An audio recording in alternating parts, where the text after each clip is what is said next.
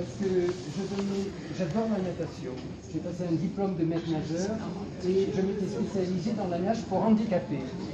Et là, j'apprenais à nager et c'était une leçon de courage, de joie de vivre, parce que c'était pas du tout triste, c'était merveilleux de travailler avec des gens comme ça. Et donc, j'ai appris à nager. Elle est devenue championne de France de handisport, Chantal Baudet, et c'est une battante, elle est formidable. Et j'ai été invité au cours d'une réception, il y avait M. Estrosi, ça remonte à 25 ans en arrière, donc on a fait. Et j'ai une photo, et je vais la donner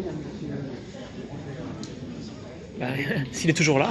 S'il est toujours là, je lui enverrai en tout cas, hein, parce que c'est quelque chose, c'est une expérience qui m'a aussi enrichi sur tous les plans. Hein. Et alors vous allez me dire, et les affiches dans tout ça, qu'est-ce que ça donne? Eh bien voilà, les affiches, ça a commencé comme ça. Je suis né en 1942, vous voyez? Vous les faites pas, hein. Mon père, je peux pas mettre. Eh ben, je les ai, j'ai 75 ans. Hein. On dirait Jean-Marie Leclézot 10 ans de moins. Ben, j'étais avec Jean-Marie Leclézot en classe, à la faculté. Lui, il écrivait des bouquins littéraires, moi c'était le sport à l'époque. Hein. Et en 1942, donc je suis né, donc j'ai 75 ans, je ne le cache pas. Et j'avais un père donc qui avait été pupille de la nation, ma mère aussi, tout ça. Et quand il avait cherché du travail, il faisait un peu tous les jobs et il avait fait projectionniste. Et donc il aimait le cinéma. Et un jour, j'avais 5 ans, il est arrivé, il avait un gros paquet sous le bras et il avait un projecteur. Et dans ce projecteur, il y avait un film de Charlot et il y avait des films muets. Vous vous rendez compte, moi ça a été l'émerveillement. Et donc c'est lui qui m'a donné le goût du cinéma ici. J'aimais le cinéma. Hein. Et les affiches, vous allez me dire. Eh bien, ça vient. Vous voyez, donc il a acheté ça. Faire un tour, et alors, bien sûr, comment ça arrive.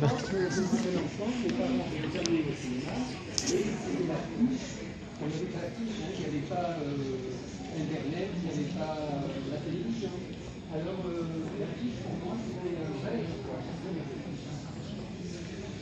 Et les affiches là, j'étais enseignant. Les affiches. Et j'ai fait des et il y avait des élèves, Ça aurait pu sonner la clochette. Tous ces groupes, et j'avais des affiches de cinéma. Alors j'affichais pas n'importe quoi, mais j'affichais quand même des affiches qui leur plaisaient, Tarzan, enfin vous voyez tout ça. Et le reste, j'entassais. Et tout ceci, ça m'a incité. Alors après, j'ai acheté des affiches qui à l'époque coûtaient rien, on en trouvait sur le marché, c'était vraiment rien du tout, quoi. Et donc j'ai fait une collection, et puis je suis devenu collectionneur, et aussi, chose très importante, j'ai toujours aimé l'humanitaire. Alors je faisais de l'humanitaire dans des clubs, et il y a un club où on travaillait toute la nuit, et là j'ai rencontré un collègue comme moi qui était dans l'enseignement et qui faisait de l'humanitaire. Et là, c'était Claude Esquinasi, qui était un gars formidable ici, et qui lui était passionné. Moi je n'étais pas du tout collectionneur d'affiches, hein, mais lui il était passionné, il faisait des expositions, et ce qui le passionnait c'était le cinéma Nouvelle Vague. Alors je lui ai donné, moi les élèves m'en avaient apporté, je lui ai donné, ça, pour moi c'était pas à mon style, moi c'était autre chose. Et lui il m'a donné des affiches superbes. Il m'a donné des belles affiches que j'ai restaurées moi-même. Il y en a dans le lot. Ici, j'ai refait les cheveux de Audrey Hepburn dans une affiche. J'ai refait parce que il avait mal faite, alors j'ai pris un pinceau. Et puis l'affiche d'Alice au Pays des Merveilles, elle était déchirée en deux. Je l'ai faite recoller. Et puis j'ai fait tous les petits... et ça ne se voit pas. Hein, mais c'est facile, c'est des teintes très faciles. Hein. Donc vous voyez, mon enseignement, ça a été aussi un motif, quoi, hein, pour devenir comme ça, pour devenir collectionneur, quoi. Hein. Et Claude Esquinasi, Claude Esquinasi est mort.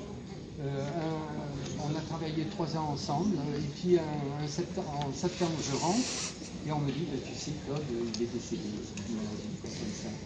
Donc ça m'a fait beaucoup de peine, je suis allé voir sa femme, ses enfants, et après j'ai perdu contact avec lui, j'ai essayé de le retrouver, et je n'y suis pas arrivé.